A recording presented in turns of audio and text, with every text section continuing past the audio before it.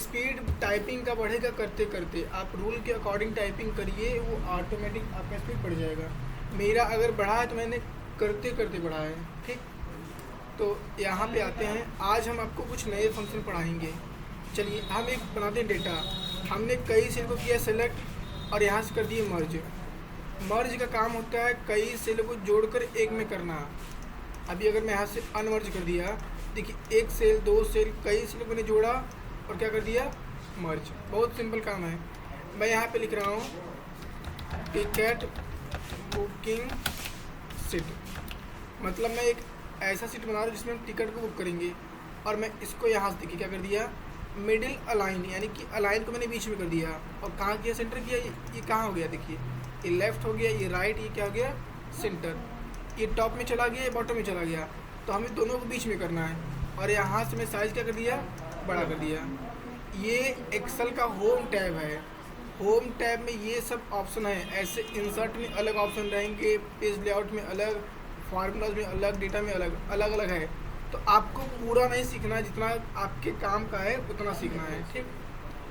मैंने बड़ा कर दिया और यहाँ से मैंने कर दिया इसका पीछे का कलर कर दिया। देखिए ये है सेल कलर है, इसे बोलते हैं सेल कलर है। और ये जो है ये हमारा फॉन्ट कलर है। जो फॉन्ट देना हो कलर में तो आप यहाँ से चूज कर सकते हो। इवन आप यहाँ पे इसका स्टाइल भी चेंज कर सकते हो अपने अकॉर्डिंग, जैसा आपको चाहिए। ऐसे बनता है डेटा।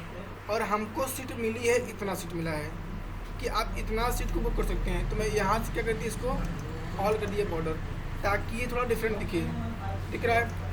अब मान लीजिए कोई कस्टमर आया तो वो मेल है या फीमेल है, यहाँ मैंने मेल को बुक कर दिया। ऐसे मैं बुक कर रहा हूँ टिकट को कि हाँ यहाँ उसको जगह मिला, ये जगह ले लिया, यहाँ जगह ले लिया, यहाँ ले लिया, ठीक। ये एक मैं डेटा बना रहा हूँ। मैं चाहता तो वहाँ पे मेल पूरा लिखता, फीमेल पूरा लिखता। बस फार्मूला को समझाने का ही तरीका मेरा है और कुछ नहीं है। मतलब बिना डेटा के आप फार्मूला को नहीं समझा पाएंगे ना, ये सिंपल सी बात हुई। अब आपको यहाँ पे बोला जाएगा कि कितना बुक हुआ है और कितना अवेलेबल है और कितने मेल हैं और कितने फीमेल हैं। इतना काम को करना है। देखिए अगर आपके पास एक रेंज दिया हो और उस रेंज में कुछ वैल्यू खाली हो, कुछ गिनना हो, मतलब कि कुछ खाली हो और कुछ फिल की हुई हो। मैंने क्या बोला, रिपीट। अगर आपके पास कोई रेंज दिया हो, उस रेंज में कुछ वैल्यू आपकी फिल की हुई हो और कुछ ब्लैंक हो, और आपको गिनना है कि कितना फिल किया गया है। यानी 1 2 3 जहाँ जहाँ फिल किया गया है उसे काउंट करना है। तो उसके लिए हम यूज करेंगे काउंट ए या काउंटा फंक्शन। तो इक्वल काउंटा टाइप कर दीजिए और ये क्या हो गया, रेंज हो गया। अच्छा यहाँ पे दिया है कॉमा वैल्यू 2 कॉमा वैल्यू 3, यानी कि एक रेंज हमारे पास ये है, मैंने कॉमा कर दिया, कोई रेंज यहाँ पे है, यानी कि अलग अलग जगह रेंज है। तो कॉमा करके मैं अलग अलग जगह को ले सकता हूँ। अच्छा। फिलहाल हमारे पास केवल एक ही रेंज है तो मैं एक ही रेंज लेता हूँ और कर देता हूँ इंटर। तो 15 जगह फिल की हुई है वैल्यू और कितना खाली है, तो इक्वल काउंट ब्लैंक कर देंगे। टैप किया मैंने। अब हमारे पास रेंज कहाँ पे है, रेंज हमारे पास ये है। हाँ इसमें आपको कॉमा नहीं करना पड़ेगा, इसमें केवल एक ही बार करना है सिलेक्ट और कर दीजिए इंटर। तो 49 सेल क्या है, खाली है और 15 क्या है, फिल की हुई है। अच्छा मैं अगर यहाँ पे मैंने मेल फीमेल किया, देखिए भर गया।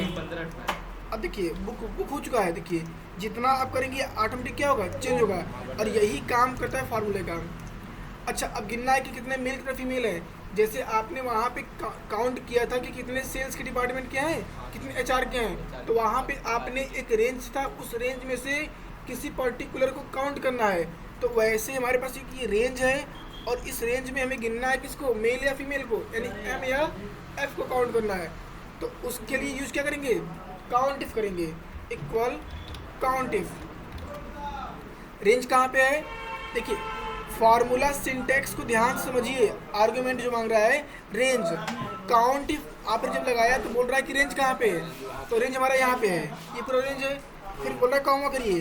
अब क्राइटेरिया, इस क्राइटेरिया का मतलब था कि इसमें क्या लेना है, इसमें क्या चाहिए, तो हमें चाहिए एम चाहिए, मेल नहीं। मेल यहाँ पे हमने यहाँ पे मेल लिखा बट डेटा में एम है। तो और मैंने बताया था कि अगर फार्मूले के अंदर आपको अपना खुद का कोई टेक्स्ट लिखना है तो उसके लिए हम डबल कोट का यूज़ करते हैं। तो शिफ्ट के साथ मैंने डबल कोट किया और क्या लिखा, M double quote close, and कर दिया इंटर और इक्वल, फिर लगाएंगे count if, sorry equal count if tab, range हमारा ये है और कॉमा और क्राइटेरिया में डबल कोट में क्या कर देंगे, एफ डबल कोट क्लोज। ऐसे आपको काम करने आना चाहिए। फॉर एग्जांपल मैं जैसे यहाँ पे गया, मैंने यहाँ पे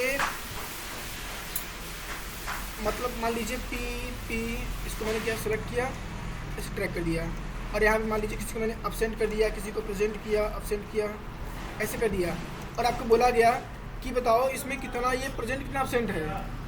तो यहाँ भी क्या लगेगा, इफ़ लगेगा, काउंट इफ़।